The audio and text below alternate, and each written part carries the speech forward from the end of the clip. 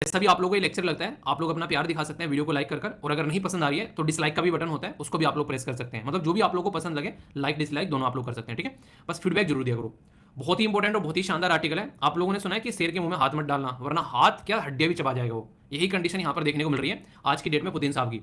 Putin साहब ने ये बोला कि भाई साहब ये एरिया मैंने यूक्रेन का हथियार लिया है और ये एरिया मेरे पास में आ गया, अब थोड़ा शांति रखते हैं। पर लेकिन किसी ने भी वो शांति नहीं रखी। पुतिन साहब ने तो यहाँ पर सेलिब्रेशन भी दिखा दिया था कि हाँ भाई साहब ये देखो हम लोगों ने सेलिब्रेशन भी कर लिया है कि 15% जो एरिया है वो मेरे कंट्रोल में आ चुका है। 4 एरिया, उन चारों एरिया के नाम लिखे देखता हूँ किस को पता है, जो भी पुतिन साहब ने अपने कंट्रोल में लिए थे। पर लेकिन कंडीशन यहाँ पर ये बन गई कि यूक्रेन को चुल लग गई, और किसी भी इंसान को चुल अपने आप नहीं लगती है, उसको कोई ना कोई जो है पीछे से उंगली लगाने वाला होता है कि क्या कर रहा है, चलना, अरे पुतिन ने बेइज्जती कर दी, प्रेसिडेंट है तू। तो भाई साहब इनको चुल मच गई। इन्होंने क्या किया, एक पुल उड़ा दिया जो कि रशिया के द्वारा बनाया गया था। लगभग 21,000 करोड़ का पुल बताया जा रहा है। उसका बदला लेना अब लाजमी था। अब सामने वाला आकर तुम्हारे ऊपर इस तरीके से अटैक कर रहा है, तो वहां से तुरंत जो है पुतिन साहब ने अपना एंगल चेंज कर दिया।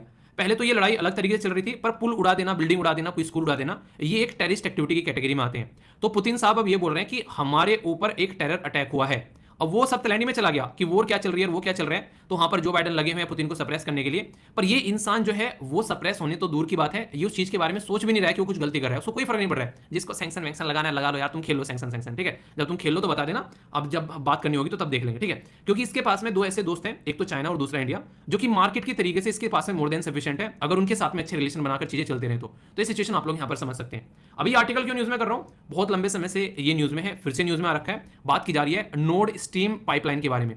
ये क्या है, कहां पर लोकेटेड है, आखिर मुद्दा क्या है, ये भी बहुत बड़ा रीजन था जिसके बारे में आप लोगों को पता होना चाहिए कि ऐसी ऐसी भी कहानियां आप लोगों को देखने को मिलती हैं। अगर बात की जाए तो एक क्वेश्चन भी मैं आप लोगों से पूछना चाहूंगा ताकि आप लोग अच्छे से इसको समझ सकें कि what are node stream pipelines. Are लिखा हुआ है, इसका मतलब एक नहीं है दो है, जी हाँ ठीक है। डिस्कस करना है कि recent leakage crisis around it, इसमें अभी लीकेज क्राइसिस देखने को मिला और उसकी वजह से इन्वायरमेंट को क्या नुकसान पहुंचता है उसके जो लीकेज से, तो इसके बारे में भी आप लोग थोड़ा सा देखेगा भी, ठीक है। तो कई सारी बातें बताता हूं आप लोगों को, चलूंगा। सबसे पहले तो जैसे जैसे सर्दी बढ़ना स्टार्ट हो जाएगी वैसे वैसे यूरोप के अंदर में घबराहट बढ़ना स्टार्ट हो गई है। घबराहट मतलब यूरोप को डर लग रहा है। रीजन क्या है, अगर आप लोग देखोगे पूरा मैप में कि यूरोप लोकेटेड कहां पर है, तो यूरोप जो है वो आप लोगों को यहां पर देखने को मिलेगा। यूरोप वाला एरिया हमारी कंट्री के नॉर्थ में आप लोग बोल सकते हैं यहां पर। तो इसका मतलब ये है कि ये आर्टिक वाले रीजन में है, आर्टिक वाला रीजन आप लोगों को ऊपर देखने को मिलेगा, तो इसका मतलब ठंडी बहुत पड़ने वाली है। तो अब तक इनका मजा चल रहा था, ये एंजॉय कर रहे थे अपनी लाइफ को, क्यों, क्योंकि रसिया शानदार तरीके से इनको गैस सप्लाई कर रहा था।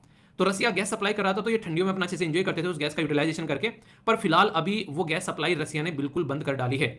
तो वो जो गैस सप्लाई बंद हो गई है, अभी इन देशों के अंदर हड़कंप मची हुई है और प्राइस जो है वो काफी ज्यादा हाई हो गया है। उसका रीजन क्या है, उसका रीजन है रसिया और यूक्रेन की लड़ाई। क्योंकि रसिया और यूक्रेन की लड़ाई में यूक्रेन के सपोर्ट में खड़ा हुआ है पूरा यूरोप और रसिया के अपोज में खड़ा हुआ है। उसके पीछे रीजन क्या है, यूक्रेन ने अभी फॉर्म निकाले थे, जैसे एसएससी ने और बैंक पीओ ने भी फॉर्म निकाल रखे हैं, ऐसे यूक्रेन ने, उसने नेटो ने फॉर्म निकाले और बोला कि वैकेंसी है भाई साहब आ जाओ। तुरंत जो है जो यहाँ पर जेलेंस्की साहब जो है अपना फॉर्म लेके पहुंच गए। तो उसमें बोला कि पूरा फॉर्म अच्छे से भर के लेके आओ, ठीक है, इसमें कमी रह गई है, तुम्हारी क्वालिफिकेशन जो है वो अप टू द मार्क नहीं है, ठीक है, उसमें लीडर चाहिए और तुम एक कॉमेडियन हो, ठीक है। ऐसी कुछ हरकतें देखने को मिली। मतलब स्टार्टिंग में लग रहा था कि सास के साथ में बंदर लड़ रहा है, पर लेकिन रियलिटी में कहीं ना कहीं आप लोग ये देख सकते हैं कि इंसान को समझ लेना चाहिए कि उसने गलती कर दी है, सामने कौन है ये समझने के लिए तैयार नहीं है। एक वो नहीं कहते कि इंसान अगर एक बार को कहीं गिर जाए तो उसको उसमें बेशर्मी नहीं फील करनी चाहिए, उसको कपड़ों को झाड़कर आगे चल देना चाहिए। पर बेशर्मी किसमें है कि गिर गया है, उसको पता है सामने कौन बैठा है और फिर से वहां पर दूसरों के बहकावे में आकर वही हरकतें किया जा रहा है जिसकी वजह से लड़ाई लड़ी थी। ये भाई साहब फॉर्म लेके पहुंच गए नेटो के पास में कि मेरा फॉर्म है और इसको एक्सेप्ट कर लो। तो नेटो ने बोला अभी कहां, अभी थोड़ा और बर्बाद हो उसके बाद में आना, तेरी बर्बादी का तमाशा देखेंगे उसके बाद में आना। तो वही सिचुएशन अभी यहाँ पर देखने को मिल रही है।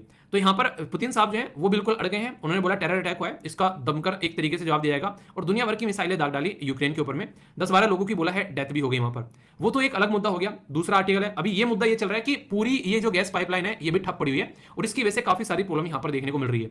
तो यहां पर जो अभी अगर बात की जाए स्वीडन के कोस्ट पर यहां पर जो बात की जाए, इसमें एक तरीके से कुछ दिक्कतें देखने को मिली, लीकेज डैमेज यहां पर देखने को मिला पाइपलाइन के अंदर, जो नॉर्ड स्ट्रीम गैस पाइपलाइन है। और ये एक नहीं है, ये 2 पाइपलाइन आप लोगों को यहां पर देखने को मिलेगी जो कि बाल्टिक सी से होती हुई यहां पर जाती है।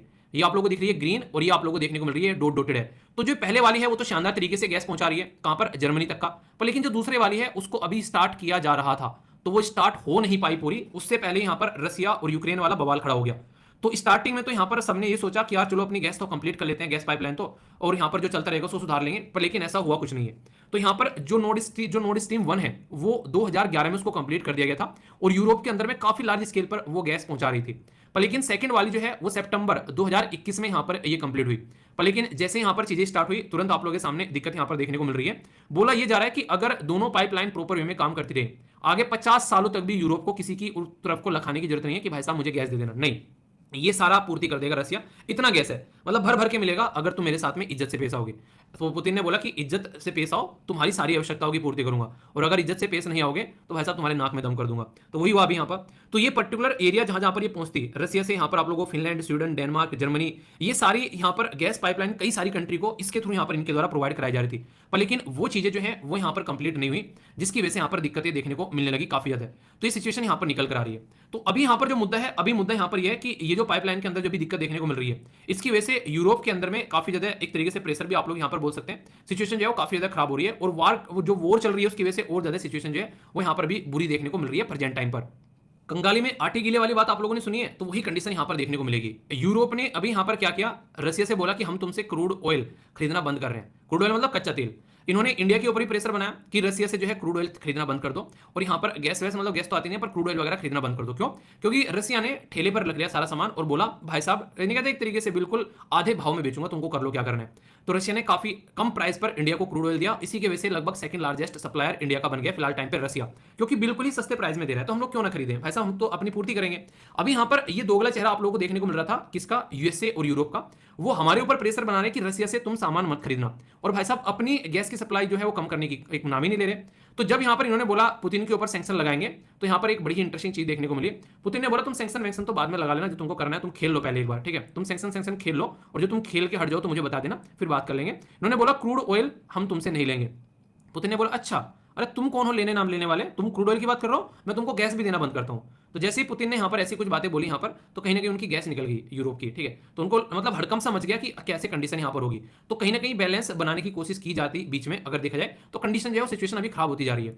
क्या रसिया के ऊपर कोई इंपैक्ट नहीं पड़ रहा? बहुत ज्यादा इंपैक्ट पड़ रहा है। पर लेकिन रसिया में जो पुतिन है वो पहले भी बहुत सारी ऐसी चीजें झेल चुका है, तो वो इंसान जो है उसको पता है कि अपने आपको कैसे टैकल करना है। उसने तुरंत चाइना के साथ में अच्छे रिलेशन स्टैब्लिश कर रहे हैं, और यहाँ पर इंडिया के साथ में, क्योंकि पता है दुनिया भर की पॉपुलेशन है दोनों देश में, आसानी से यहाँ पर चीजों को सप्लाई कर अपना माल जो है वो बेचा जा सकता है। क्योंकि लगभग 40% जो यहाँ पर बजट है रसिया का, वो गैस और ऑयल को सप्लाई करने से आता है। तो यहां से आप लोग समझ सकते हैं कितना इंपॉर्टेंट है। पर लेकिन यूरोप के अंदर भी अगर बात करें, 40% जो गैस है वो रसिया से आती है, तो उनके लिए भी कम डिफिकल्टी वाली बात नहीं है।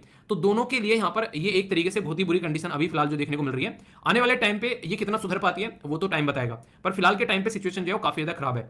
और ये खराब कहां से होना स्टार्ट हुई थी, आज की बात नहीं है।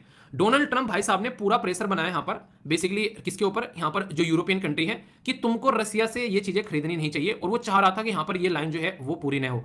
ऐसी कंडीशन यहां पर देखने को मिल रही थी।